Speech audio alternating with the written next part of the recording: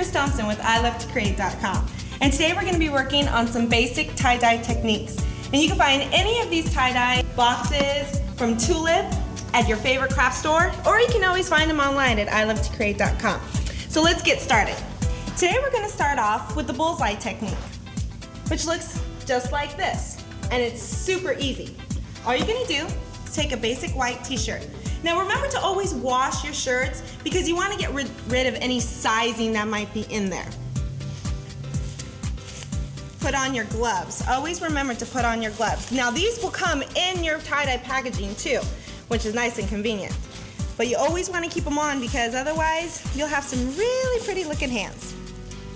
Now when you get your tie-dye, it's going to come like this in a powder. The best thing about this, all you have to do is add water. It doesn't have to be hot. Doesn't have to be cold, just any kind of water. Put it in and shake it up. And you're ready to go.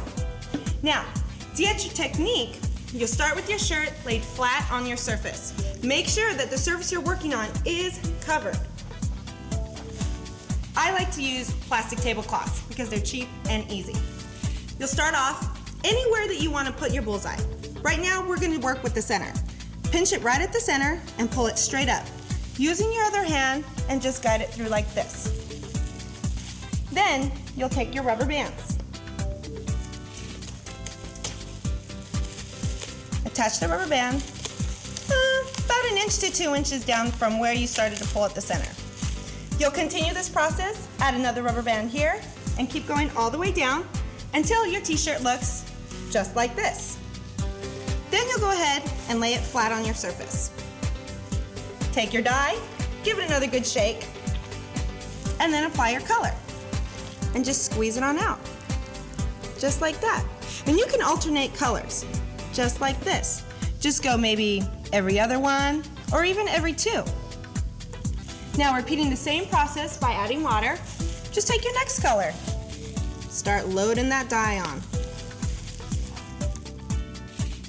A good thing to want to try to make sure is you can see like right here it kind of got a little meshed up. Mix the colors together. Normally it's not that big of a deal, but if you're working with more than 2 colors, your colors can kind of tend to muck up and get really muddy. Maybe create a color you're not really interested in. So if you want, you can always leave a nice little gap in between your colors, just like this, because eventually the dye will bleed through.